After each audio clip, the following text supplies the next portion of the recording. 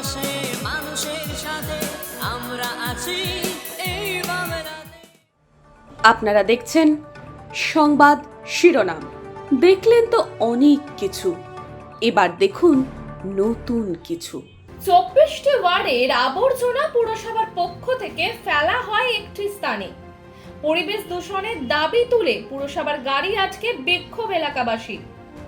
শহর পরিষ্কার রাখার নামে মূলত ক্ষতিগ্রস্ত হচ্ছে 10 এবং 21 নম্বর ওয়ার্ডের চৈতন্যপল্লী, বিশ্বসুখপল্লী, নন্দীর মাঠ, কীর্তনের মাঠ 2 নম্বর কলোনি সংলগ্ন বিস্তীর্ণ এলাকার মানুষজন।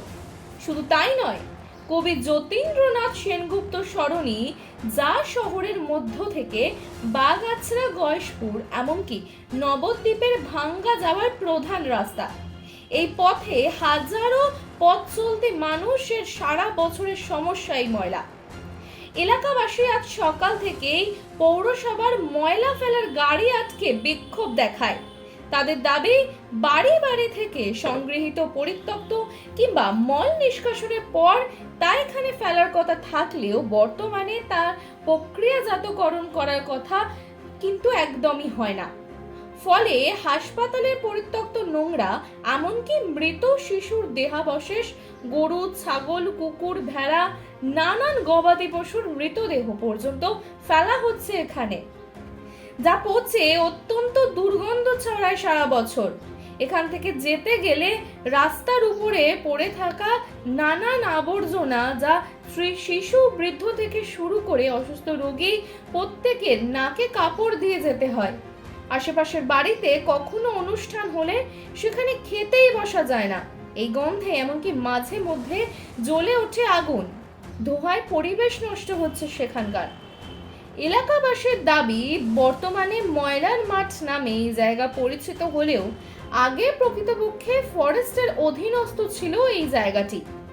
সেখানে আবর্জনা প্রক্রিয়াকরণের কথা থাকলেও তা আজ পর্যন্ত দেখা যায়নি। ফলে দিনের পর দিন পরিত্যক্তকর স্তূপ জমা হয়ে পাহাড়ে পরিণত হচ্ছে। ঘটনাস্থলে এসে পৌঁছয় শান্তিপুর পুরসভার 10 নম্বর ওয়ার্ডের কাউন্সিলর বলরাম ঘোষ এবং 21 নম্বর ওয়ার্ডের কাউন্সিলর উৎপল সাহা। তারা বলেন, পৌরসভার চেয়ারম্যান, ভাইস চেয়ারম্যানকে জানানো হয়েছে। সাধারণ মানুষের কি দাবি তা শুনে আমরা তাদের জানাচ্ছি। তবে গ্রিন সিটি প্রকল্পের কাজ আপাতত থমকে থাকার কারণে সমস্যার সৃষ্টি হয়েছে। না হলে পরিত্যক্ত ময়লা জমা হওয়ার পরিস্থিতি থাকে না। তবে খুব শীঘ্রই আবারও তা শুরু হবে। তবে মানুষের সমস্যার কথা মেনে নেন জনপ্রতিনিধিরা। এটা দেখুন, পৌরসভার সৃষ্টিকাল থেকে শহরের প্রান্তিক অঞ্চলে, তখন তো এদিকে একদমই বসতি ছিল না, ঘন মানে আর কি জঙ্গলপূর্ণ এলাকা ছিল। এবং তখন যে মানে মনুষ্যবাহিত যে মল বহন করতো তার সেই সব এখানেই ফেলা হতো। আমরা সেই ছোট আজ থেকে 55 বছর আগে থেকেও দেখছি, মানে আমাদের জ্ঞান হয়ে থেকে আর কি। এবার হয়তো মাঝে তখন হয়তো যেহেতু এটা দূষিত এলাকা, তাই কিছু হয়তো বন দপ্তর এবং পৌরসভার পক্ষ থেকে ফরেস্টের আর কি কিছু গাছ লাগানো হয়েছিল, চারিপাশেই ছিল, মাঝখানেও ছিল।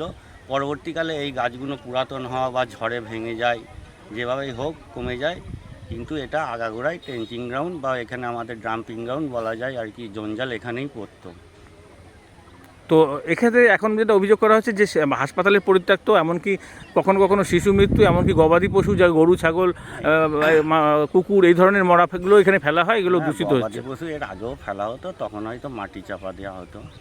তো এখন এই যে প্রাচীরটা নির্মাণ ছিল, সেই প্রাচীরটা বন্ধ হয়ে গেল। প্রাচীরটা হচ্ছে মেনলি হচ্ছে আমাদের যে এখানে জঞ্জাল প্রসেসিংয়ের ইউনিট একটা চলতো, একটা এজেন্সি কাজ করতো। সেটা বছর দুয়েক আগে তাদের মেয়াদ শেষ হওয়ার পর তারা তাদের যন্ত্রাংশ খুলে নিয়ে গেছে।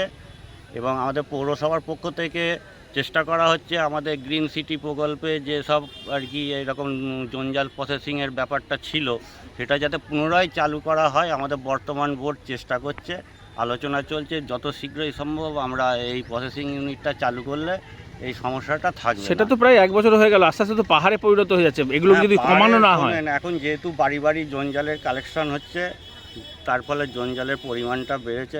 স্থানীয় মানুষের বসতি বেড়েছে, তাদের পুরসভার হয়তো- পক্ষ থেকে কি এইটাই একমাত্র জায়গা নাকি অন্য বিকল্প জায়গাও আছে ফেলা? না, আমাদের যে একটা রাজাপুরে ছিল সেটা তো বন্ধ হয়ে গেছে, সেখানে এখন বর্তমানে জল প্রকল্প চালু হয়েছে, এটাই এখন একমাত্র। আর এখন আগে শহরের যত্রতত্র হয়তো ফেলার একটা সুযোগ ছিল, নয়াঞ্জলি হোক বা অন্যান্য জায়গায়, কিন্তু বর্তমানে আমাদের সরকারের যে নিয়ম আর কি, সেই নিয়মের মধ্যে থেকে এখন যত্রতত্র জঞ্জাল ফেলার বিধিনিষেধ জারি হয়েছে, যার ফলে আমরা মানে চাইলেও অন্য জায়গায় জঞ্জাল ফেলতে পারবো তো না। প্রকৃতপক্ষে তার মানে এই যে মানুষজন যেটা বলছেন প্রচন্ড গ্যাস গন্ধ হচ্ছে, এর কি হ্যাঁ। কোনো ব্যবস্থা হয় না? গ্যাস গন্ধ দেখুন, আমাদের যত শীঘ্রই সম্ভব ওই প্রসেসিং ইউনিটটা যদি আমরা চালু এই যে করতে- প্রাচীরটা না থাকার ফলে রাস্তায় চলে যাচ্ছে ময়লা, কখনো শোনেন, রাস্তায় যাচ্ছে না, রাস্তায় কিছু লোক ব্যক্তিগতভাবে বস্তা করে এনে রাস্তার পাশে ফেলে দিয়ে চলে যায়।